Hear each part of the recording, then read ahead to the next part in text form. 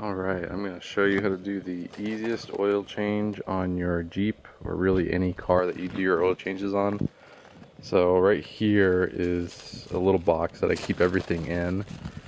So there's going to be our wrench, and for the Jeep it's going to be a 24 millimeter, if you can see that. That's going to be for our oil pan, which I'll show you in a second. And obviously you need your oil, but I'll show you how all that goes in there later.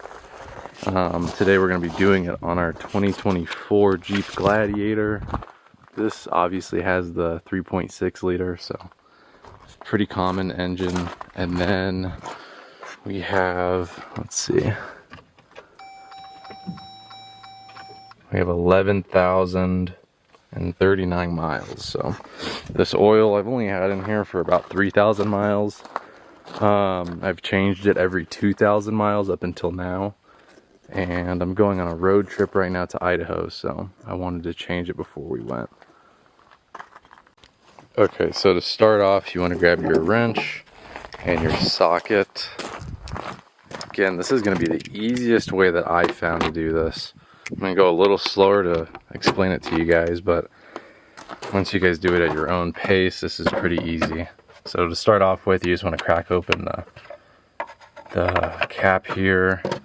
And then you're also going to want to crack open the oil filter housing. Here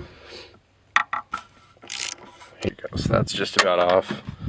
And then we're going to go underneath and I'm going to show you how to drain it. Okay, so now that we're underneath the engine, this is going to be a quick drain valve. And I'll have a link in the description. I put these on pretty much all of my cars. And it makes it really easy to change the oil without making a mess. So once you get that cap off, this is an empty bottle that I kept from last time, but you're gonna wanna pretty much run the hose here into this, and then you're just gonna thread it.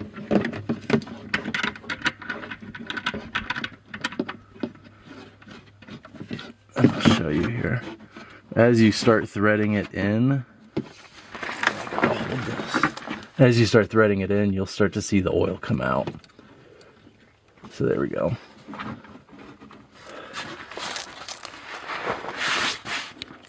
Okay, so we got the hose draining straight into the bottle, and then you can start to see it filling up here. The only downside with these hoses is it does take a little bit longer to drain the oil, but it does make a lot less mess. Okay, so for this part, I typically put down a bunch of paper towels to cover it from oil spilling. But pretty much you just take the oil filter out, let it drip a little bit, and then you bring it up and out over here. Okay, and then for this part, I recommend putting gloves on. But let's grab a paper towel. You're just going to pull out the oil filter, obviously. So there's your used filter. I'll throw this back into the new filter box just to get it out of the way. Set that aside. So you always want to double check that your new filter is the same as your old one, just so you make sure you're not putting the wrong one in. In that little box, I keep a pick. And that is so I can remove the gasket on here. So there we go. So you're going to want to wipe this whole thing down just to kind of get all that excess oil off of it, so it's a little easier going back in. And then your oil filter should come with a new O-ring on it. So just like before, you want to make sure you put it on this line here. You can kind of see where the past O-rings left a mark. So you want to make sure you put it on that same one. And then once you get it on there, you just want to go around with a pick just to take any tension off of that gasket and make sure it's not twisted or anything. And then you just pop in your new filter until it clicks. Usually I'll get a little bit of the oil from the housing here, and I'll put a little bit on this O-ring up here and a little bit on the bottom one. And then from there you just thread it back in.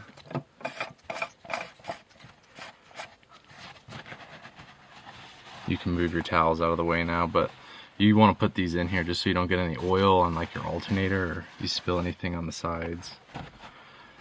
So get this hand tight, and then you can go back with your 24mm.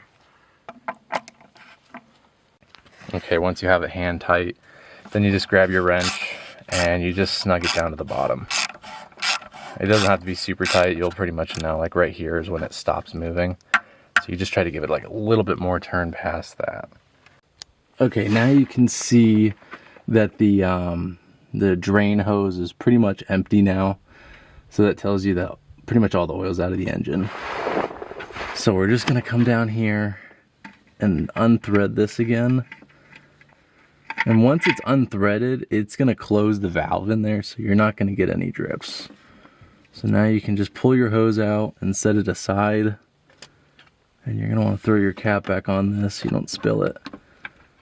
And then you can move this out of the way. Okay, now that you got the hose out of the way, you're just gonna hit this with a little bit of brake cleaner, just to get any of that residue off. And then you're just gonna thread this cap back on.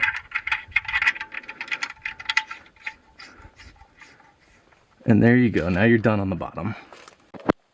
Okay, so now back up top, you're just gonna throw your funnel in there.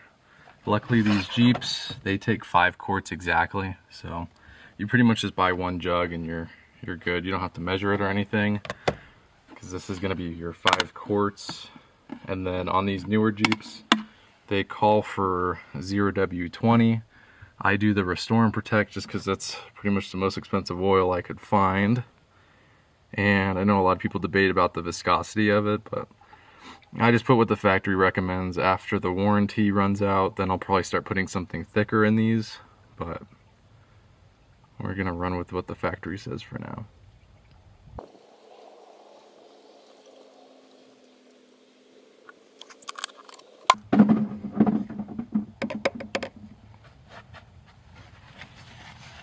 Okay, now once you pour in your 5 quarts, obviously you put your cap back on, and you want to double check. So now you got your oil cap back on, you got your oil filter tightened down, and then the bottom part, obviously once that hose is out of the drain pan, then you know that that's completely closed off. Okay, so once you pour your 5 quarts in, you don't really have to check the dipstick. I mean, these motors take 5 quarts. If you put a whole jug in, then you know for sure you have the right amount. And then obviously as you drain it into your old jug, you can see how much comes out. But this is a pretty important step that I don't see anybody really talk about. And so what you're going to want to do is put your foot on the brake pedal and the gas pedal at the same time and push the start button, and that's going to just crank the motor, and it's going to prime the oil pump and everything so you don't dry start your motor. So you're going to want to do that about 2 times.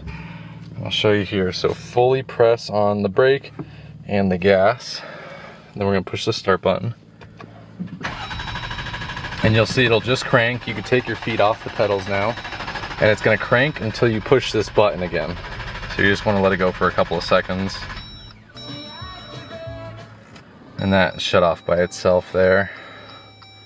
So you're gonna give it a second. We're gonna do it one more time just to prime the engine. Make sure all the oil is in the compartments that it's supposed to be. So here we go, full brake, full gas, and start.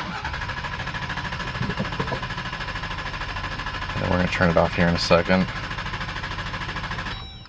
Okay. So now you've done that twice, you know the motor is primed, the oil filter housing should be full of oil now. So you could start it like normal. Foot on the brake, just the brake pedal. And then now you should be able to start it.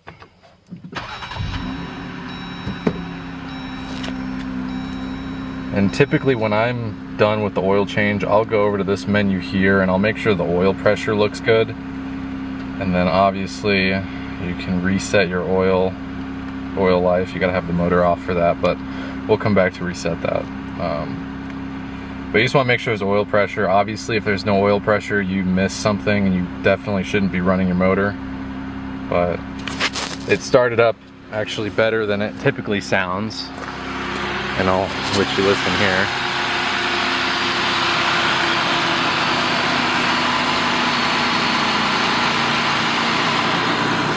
So you're gonna wanna let that run just for a couple of minutes.